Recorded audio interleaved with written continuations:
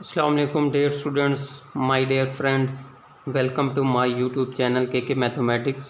अभी तक जिन लोगों ने मेरा चैनल सब्सक्राइब नहीं किया तो काइंडली वो सब्सक्राइब कर लें। यहाँ से आपको बहुत कुछ सीखने को मिलेगा मैथ के बारे में। ठीक हो गया। तो आज के लेक्चर में हम डिस्कस करने वाले हैं जी BSc journal math annual 2019 paper है। क्वेश्चन नंबर आज हम 3 सॉल्व करेंगे। क्वेश्चन नंबर 3 का ए पार्ट में कहता है determine whether the given pair of lines. आपको ये दो लाइनें दे दी हैं तो वो कहता है कि इंटरसेक्ट करती हैं या नॉट या नहीं करती। Find the common point if they do. अगर वो इंटरसेक्ट करती हैं तो फिर कोई ना कोई कॉमन पॉइंट तो होगा, फिर मुझे वो कॉमन पॉइंट निकाल कर दे। तो बच्चों इसकी बड़ी एक इंटरेस्टिंग स्टोरी है। मैं आपको मेथड बताता हूँ कि हमने इसको किस तरह सॉल्व करना है। तो चलें हम मेथड की तरफ आते हैं, फिर ये क्वेश्चन खुद ब खुद ही सॉल्व हो जाएगा। जी आपको दो लाइनें देगा, ठीक हो गया। तो लेट कर लेंगे सबसे पहले P not, X not, Y not, Z not be the common point. Common point कि फॉर एग्जांपल दो लाइनें इंटरसेक्ट कर रही हैं, ये उनका कॉमन पॉइंट है P नॉट, ये हम सपोज कर लेंगे। ठीक हो गया। अब जो पहली लाइन है उसको हमने, जो भी इक्वेशन है उसको हमने P के इक्वल सपोज कर लेना है। फिर वहाँ से हमने X, Y और Z की वैल्यू निकाल लेनी है इन टर्म ऑफ P की फॉर्म में। ठीक हो गया। उसे फिर हम इक्वेशन नंबर A का नाम देंगे।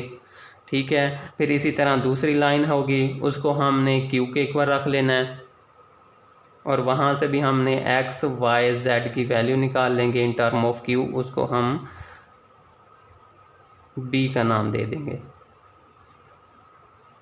अब चूँकि लाइन 1 और लाइन 2 किस पॉइंट से पास हो रही हैं, X not, Y not, Z not, तो इसका मतलब है कि ये पॉइंट उन लाइन की इक्वेशन को सेटिस्फाई करेगा। इसका मतलब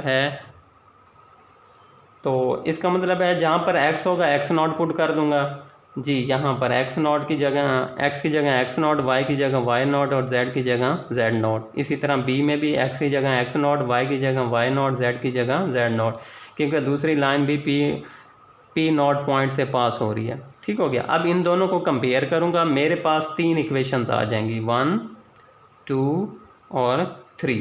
3 इक्वेशंस आ जाएंगी मेरे पास। पहली दो से ना हमने P और Q की वैल्यू फाइंड करनी है। क्या मैंने पहली दो से इक्वेशन को सॉल्व करके P और Q की वैल्यू फाइंड करूंगा। जो P और Q की वैल्यू आ जाएगी उसको इक्वेशन नंबर 3 में पुट कर दूंगा। अगर इक्वेशन 3 मेरी सेटिस्फाई हो जाती है, यानी कि उसकी left hand side is equal to आ जाती है राइट हैंड साइड के, तो इट मीन्स के given lines are intersect each other, के गिवन लाइनें एक दूसरे को इंटरसेक्ट कर रही हैं। ठीक हो गया।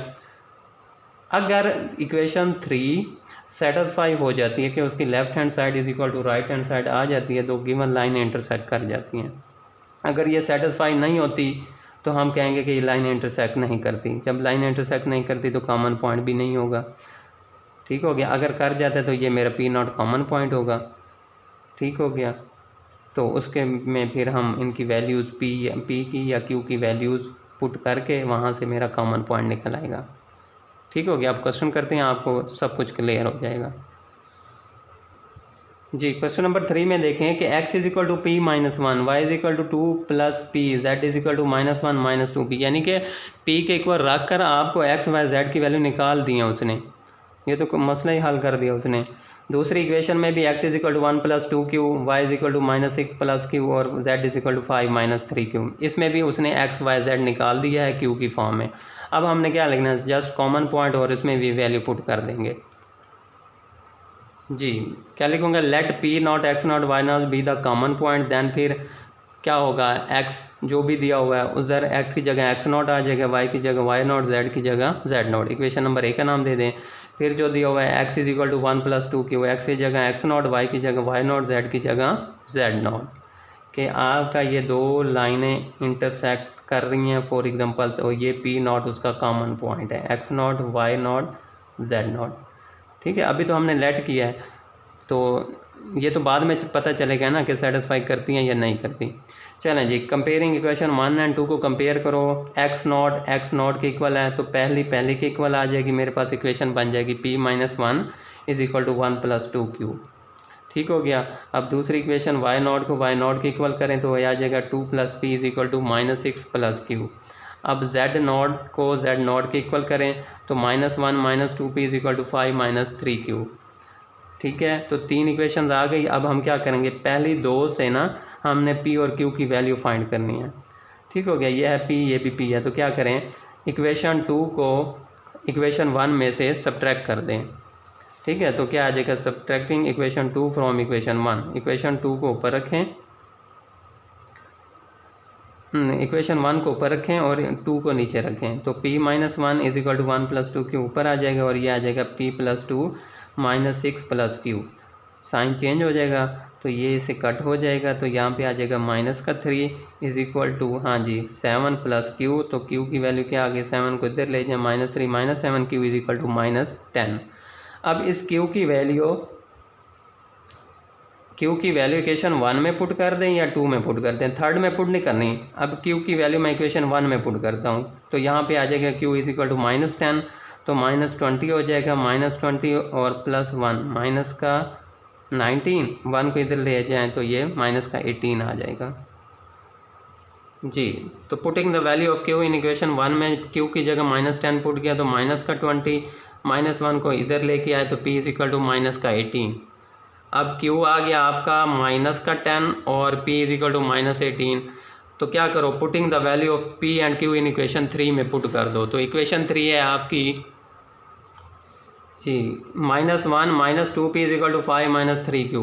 तो इसमें पुट कर दें, p है आपका माइनस का 18, तो यहाँ पे पुट करेंगे माइनस का 18 is equal to 5 minus 3q। तो q की जगह क्या आ जाएगा, माइनस का 10। तो जी देखें जी, ये आ जाएगा माइनस माइनस प्लस का 36 35 और ये आ जाएगा माइनस माइनस प्लस 30 35। तो इक्वल आगे रेफ is equal to right, it means equation 3 is satisfied. Since the value of p and q satisfy equation 3, hence the given lines are intersect each other। तो line intersect कर गई। Now we find the coordinates of common point। तो आपके पास ये 2 common points हैं, ये ले गए तो इसमें आप p की वैल्यू पुट करोगे, इसको ले गए तो इसमें q की वैल्यू पुट करने पड़ेगी। आंसर दोनों में सेम आता है। तो मैं क्या करता हूँ, मैं इसमें इसको लेके ना x y not z not common point निकाल लेता हूँ। क्या करूँगा, इसमें मैं p की value p is equal to minus का 18 है तो इसमें पुट कर देता हूँ। ठीक हो गया। तो जैसे मैं यहाँ पे पुट करूँगा तो ये क्या बन जाएगा जी, x नॉट है p माइनस 1, तो p है माइनस का 18 तो ये बनेगा माइनस का 18 माइनस 1 माइनस का 19, और y है आपका 2 प्लस p तो ये बन जाएगा 2 प्लस p की वैल्यू है माइनस का 18 तो आंसर आएगा माइनस का 16, और z नॉट है आपका -1 माइनस 2p तो p इज़ इक्वल टू क्या है, माइनस का 18 है, पुट कर दें तो ये 35। हैंस कॉमन पॉइंट आपका क्या आ जाएगा, x not -19 y not 16 minus का और z नॉट 35। तो ये था आपका गिवन क्वेश्चन का सलूशन जी। क्वेश्चन नंबर 3 के सेकंड पार्ट में कहता है find the equation of plane which is perpendicular bisector of the segment joining the points. कि आपके 2 पॉइंट को मिलाने से एक लाइन बनती है। इक्वेशन ऑफ प्लेन फाइंड करें जो इस लाइन को 2 बराबर हिस्सों में डिवाइड करता है। यानी ये जो प्लेन है ना वो गिवन लाइन को 2 बराबर हिस्सों में कट कर देती है, ठीक है, और परपेंडिकुलरली कट कर दिया। बाइसेक्ट का मतलब है 2 बराबर हिस्सों में डिवाइड कर देना परपेंडिकुलरली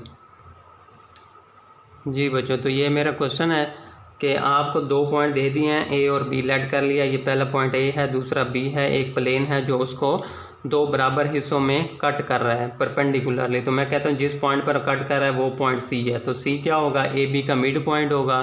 तो let C X Y Z be the mid point of A B.